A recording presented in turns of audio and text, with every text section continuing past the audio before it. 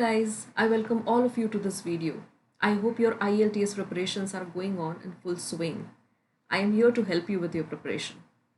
Uh, One of our viewers actually asked us this question that how can I improve my writing and get band 8 in IELTS examination?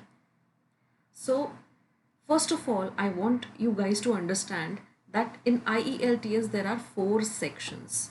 Okay, what are those four sections? One is listening, one is reading, one is writing, and one is speaking. So, just by improving your scores in writing, you won't be able to score band 8 in overall IELTS examination. If you want to score band 8 in your IELTS examination, you have to score good in all the four sections. But we are certainly going to discuss that how we are supposed to improve our writing skills and get good band score in IELTS writing section as well.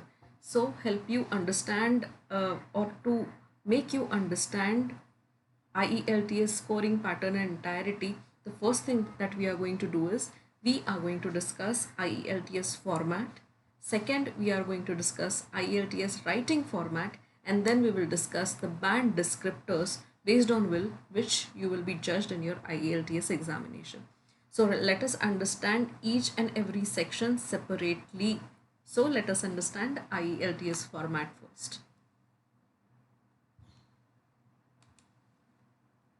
Let's get started. The first section you can see here is listening. The second, of course, is reading. Next is writing, and the next is speaking. So let us understand how much time you will have in your listening section. In listening section, you have 30 minutes of time. In this 30 minutes, you will have to solve 40 questions. And how many audios you will listen in this 30 minutes of time?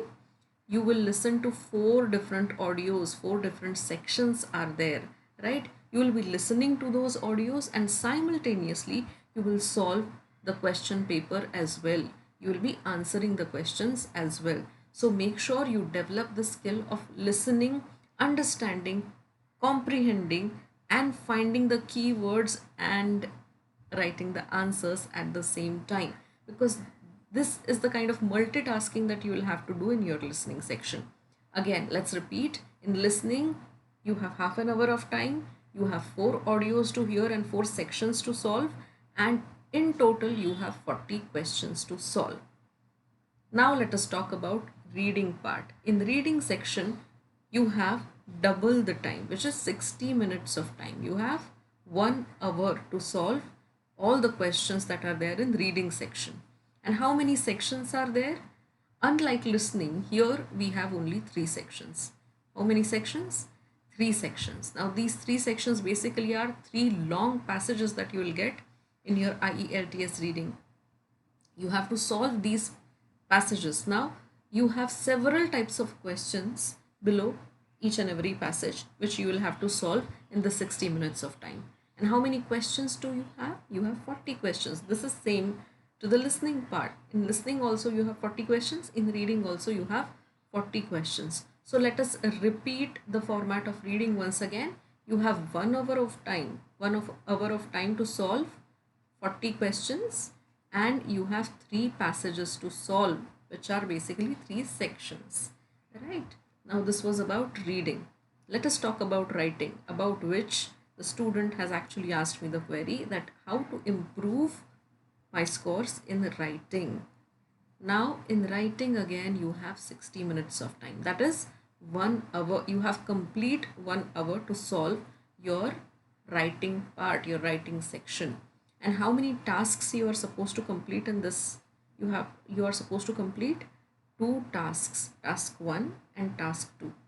And overall, when you add words written in task 1 and task 2, you will have to write more than 400 words in total, right? More than 400 words in total, task 1 and task 2.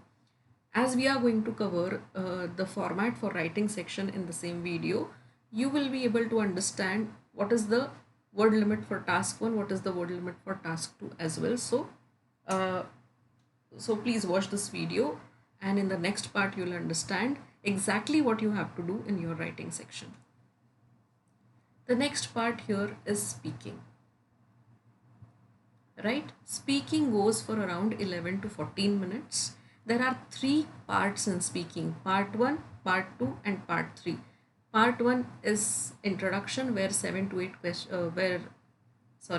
where 10 to 12 questions are asked.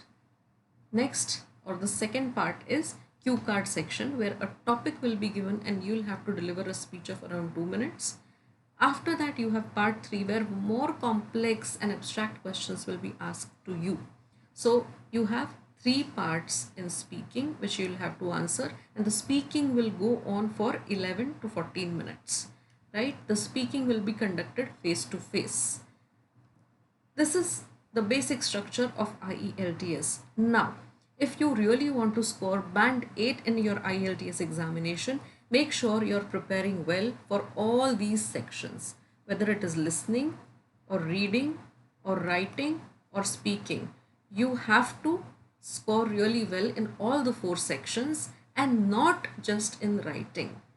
Alright, only and only then you will be able to score more than 7 bands in your IELTS test. Now let us discuss about the writing section, the basic format for writing section, and then we will understand the basic band descriptors and how you are supposed to achieve your desired band score in the writing part. So, in IELTS writing section, first of all, you have to decide whether you are going for academic or general. If you want to study abroad and you want to do some course, then you are going for academic for sure. But if you are going for PR, if you are going for work purpose, you are going for the general training. Right? So first of all, analyze your need and accordingly decide whether you are going for academic or general. So if you are going for academic, then you have two tasks to solve, task 1 and task 2. Task 1 is report writing.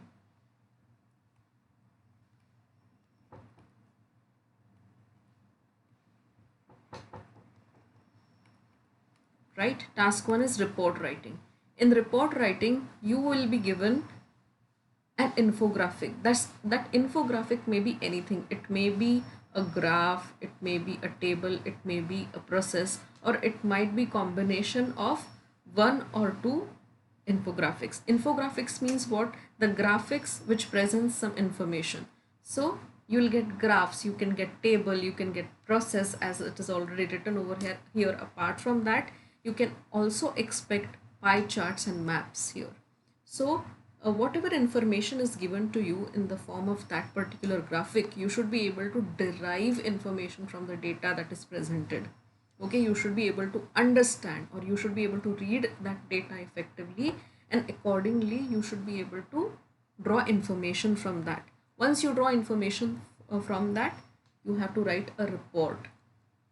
And in task 1, the minimum word limit is 150 words. Now, if you are writing lesser than 150, you'll be penalized. But if you are writing more than 150, if you are writing in the range of 150 to 200, that is okay, and that is desired basically, right? So if you are writing somewhere between 150 to 180 words, that is very good. That is what is required and that is what is asked for. So make sure you are maintaining this word limit. In the second task, now let us understand what you have to do in task 2. In task 2, you have to write an essay, right?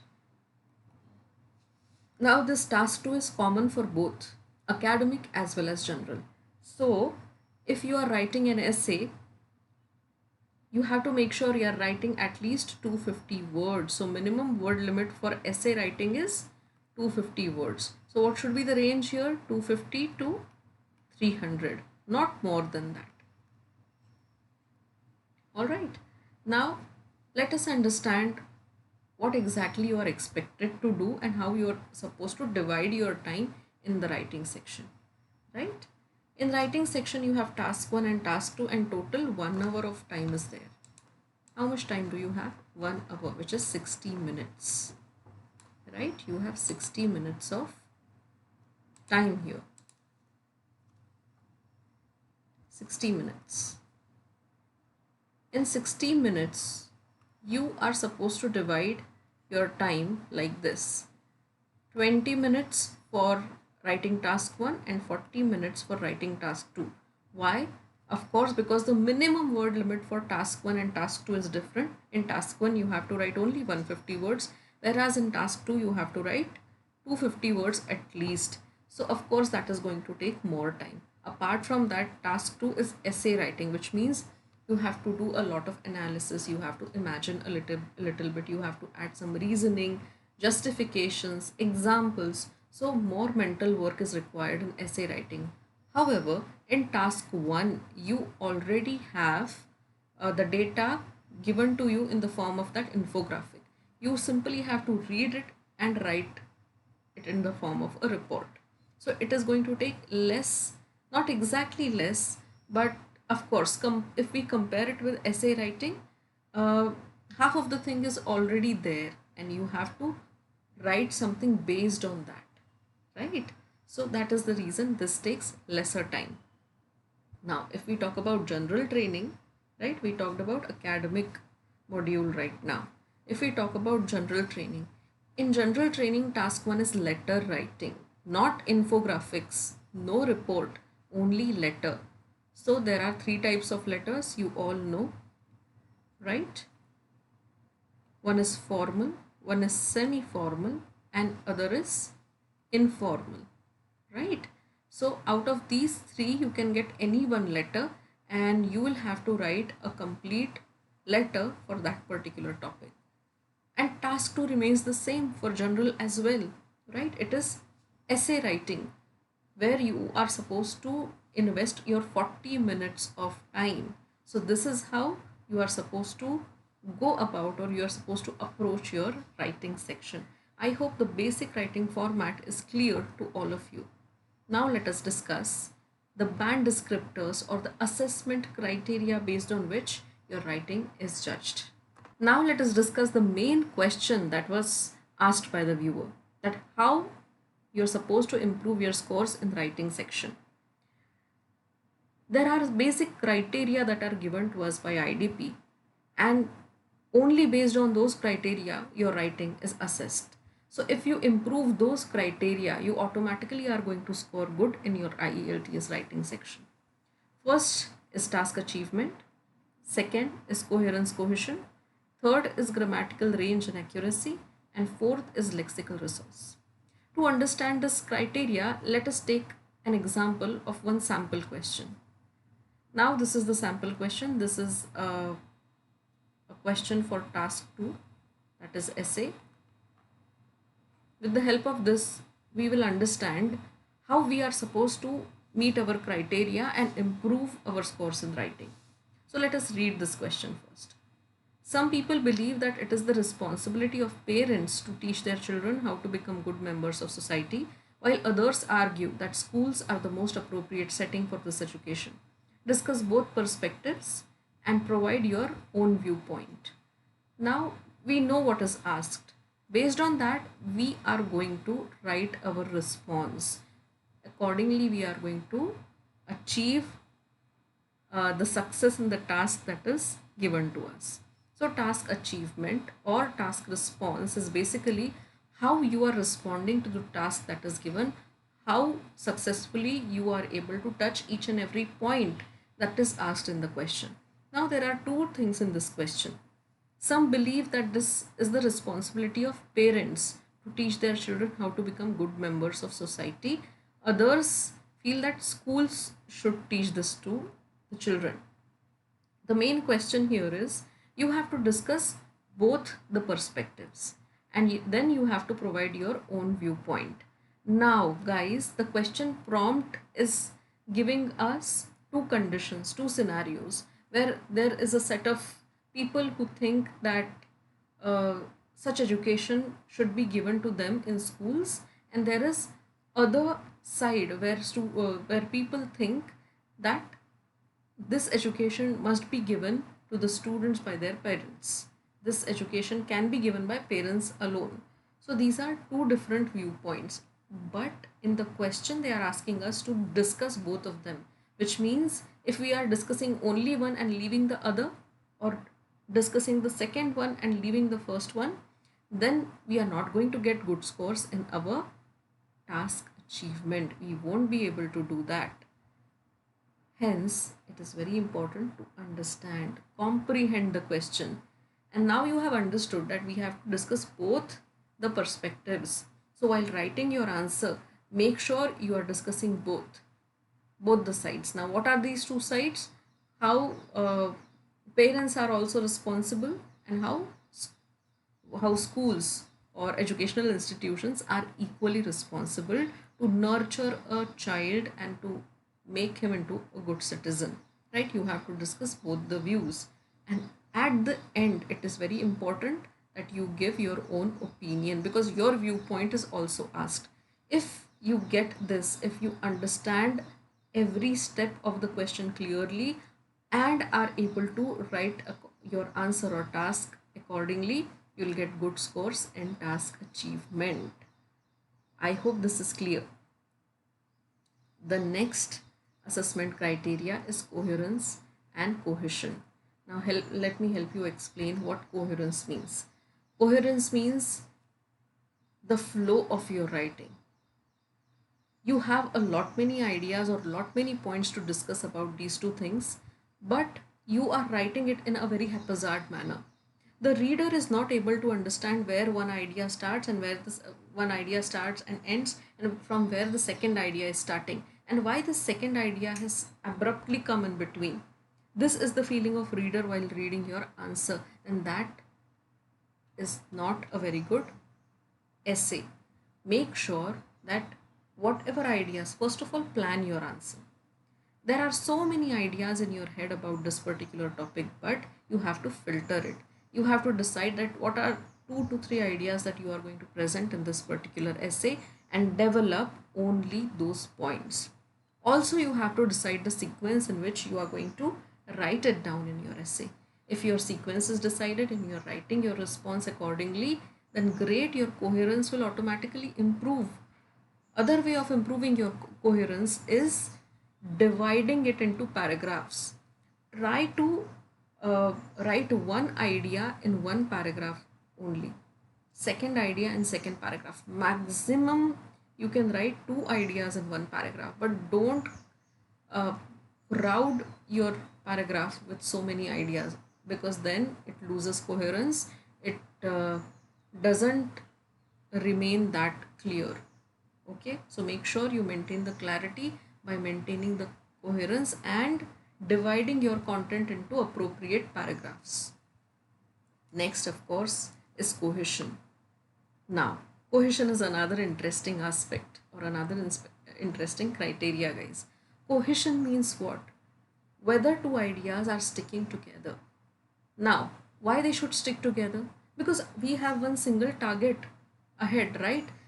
There is a there is one query that we are heading towards, that we are solving, or that we are argumenting about, we are talking about this topic, that whether parents or the schools are responsible for upbringing of their child or making a child into a good citizen. So this is the main query. Everything you are writing, all the ideas that you are writing should stick together and answer this one common query. If these ideas don't work separately also and as a whole as well, then your answer still remains confusing and you won't be able to score really good marks. So make sure your coherence and cohesion both are maintained, right? Next is grammatical range and accuracy. Next is this grammar. What is range and accuracy? Now, range basically means if you are able to use advanced level of grammar like subject and verb agreement, your pronoun and verb agreement, your structure is parallel or not. Are you able to use it with full accuracy? Are your punctuation marks at place? So such things, if you are taking care of and writing with full accuracy, then your grammatical accuracy is taken care of. The next thing is grammatical range. The grammatical range means if you are showing the capacity of using different types of sentences, different types of sentence structures while you are writing your answer, then it showcases control over the language and you will score good in your grammatical range also. Next, of course, is lexical resource. Now, while you are writing your answer, are you using plain English constantly? Are you using the common words again and again? Are you repeating the words again? So, if you are doing all that, you will score less in lexical resource. But if you are using uncommon words, if you are using synonyms, if you are capable of using precise words to express yourself, then you will score good in lexical resource. So if you want to improve your writing overall, these are the criteria you should improve. These are the things you should improve, and automatically you can get the desired band jump that you require. So I hope I have answered your query in detail, and stay tuned for more such videos where we are going to discuss a lot of things about IELTS and we are going to solve all the queries as it comes. So please stay tuned and thanks for watching.